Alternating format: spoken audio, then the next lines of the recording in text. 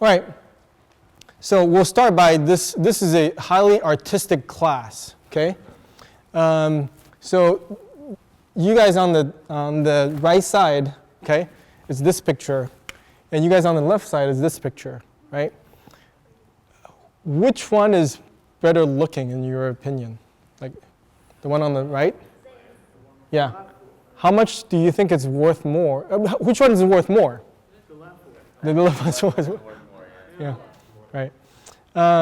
Good. As I said, this is a highly artistic class, right? If you're not in art, this is, to me, they look both pretty good, right? And this is about $140 million more than that. So this is painted by kindergarten students in Israel. I got from Google image search, right? This obviously is from Jackson Pollock. To a certain extent, part of what I do is that, right? Trying to figure out the difference, okay? I could easily put down, 10, one startup company here, another startup company here, right? And you'll have different people choosing different things, right? One would become the next Google or the next Facebook, and the other one would not, right? So there's a certain aspect of this, you could call it almost black magic. You don't know what it is until it becomes a form, right? So there's an art component to this, okay? So because of that, right, people can't really explain to you why the painting on the left is more expensive than the painting on the right. I mean, there are some, art critics could tell you why, there are all these reasons, but it's very difficult for you to become a, multi-$100 million artist, right? You can't really, and that's why it's difficult for venture, right? So that's why it started out as more of a cottage industry, right? Basically what it means is that it's very difficult to scale. You may have a guy like, Tim Draper, who's just, I think he's wired differently in terms of early stage investing. He sees something, he'll know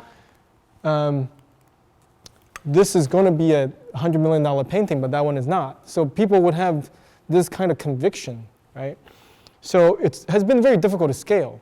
One way to train is, you can't really train artistic instinct, right? But what you can train is pattern recognition, right? So venture industry started, you look at this as, what is your first reaction? I'll tell you, this chart here, it shows the number of, the size of VC funds, right? Back in 1980s, the total is 2 billion, right? So today I could find one company raising that much money, but this is the entire industry. It's a pretty small industry, right? And the main reason is it's been very difficult for many people to get in, and it's just kind of hard to scale up, right? Over time, what happens? You have many, many more players. Do you continue to meet new venture funds you never heard of? Right? You constantly meet people that tell you, well, we're in a VC fund, this is what we do. And they'll tell you credible stories, like we backed this, we backed that, right? So over time it became this, okay? Pretty competitive. So I show you the first part in the last slide, and I'm showing you this second part. So this is new. Right, this part is new. Like we were looking at this. This is sort of the old venture industry. About right around 2000, the first internet bubble, all these VC funds popped up, right? They popped up, or we popped up, to support these new companies because people knew that there is a new revolution coming, okay? So there are all these companies. When you have all these competitors, what happens? Who study economics? What happens when you have multiple suppliers of a product? Price goes down. It basically goes down to zero margin, right? It becomes a mature industry. Yeah. So that's what happens. Okay? So that is what happens through the around year 2000 timeframe, right? But guess what? No mature industry is immune from disruption, including my own, right? Our business is to fund disruption and new technology. And the technology is actually disrupting us. It sounds a little bit ironic, right? But it's true, right? What happens? These crowdfunding sites come, right? So as of today, if you have a new business, you can actually go to AngelList and just raise money from whoever, right? Now, people may think this is a competition to VCs. It's actually not, right? But what it does do, well, but did you get a chance to read this? I kind of just assume you already got it, right? The blue line is crowdfunding, and red line is VC, and then angel is a green line. You see, crowdfunding completely took off. This is what it does to the VCs. They're not competing with us. They just gave us a lot of work. But that's good, right? In my mind, there's no such thing as bad deal flow, right?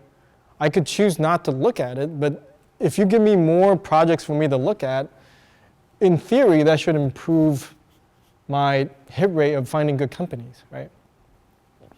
But what it does do is it creates a productivity or a workflow issue, right? The same old things that we used to do doesn't quite work anymore, right?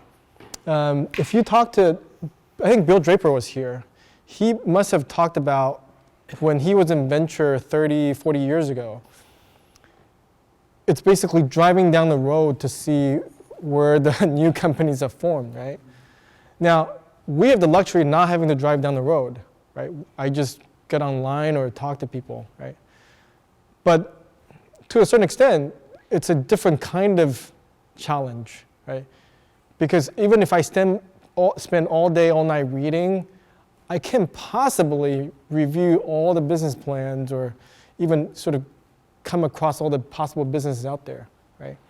So this day of driving down the street and you pretty much cover everyone, or you look up, I even talked to a guy from Bill Draper's time frame. They used to use phone books too. I was like, who uses a phone book to look for deal flow, right? So it presents a problem, right? It's a good problem to have. So overall, we should have higher quality companies coming out. But the challenge, if you're not careful, you actually can't process all the deals coming your way, right? I think I've never had as many inquiries I've ever had, right? I'm to a point where we can't really address them all, right? I mean, we've always had issues spending enough time looking at possible inbound leads, but I think this is, in the last 5 years, it's taking us to a different level. So this is why the accelerator business model became an important piece of our ecosystem, right? If you think about it, why are there more business today, new business than 10 years ago? I mean, you may not realize that. To you, this is what it looks like today, right? I can tell you 10 years ago, there are probably 1/10 or 1/50th of number of companies compared to today, right? So there aren't that many startups. The reason being is there aren't the capital requirement to start business 10 years ago compared to now is much higher. So you actually don't have as many competitors 10 years ago. By the same token, it's an advantage if you have a great idea, you don't need to raise $5 million to get started. You don't need to buy your own servers. You just go to Amazon Web Services, right? That wasn't available 10 years ago, right? But in my industry, to deal with that, really the onslaught of all these people coming online, all these new business, that's when the accelerators came onto the scene, right? So Y Combinator and 500 and Techstars, those were one of the first ones that come onto the stage.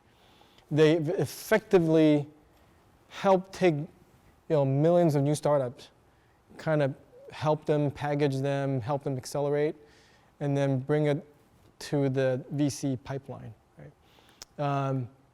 Some investors don't like it. Some investors love it. Regardless, it's an important part of the ecosystem because it helps deal with the number of new companies coming into the market.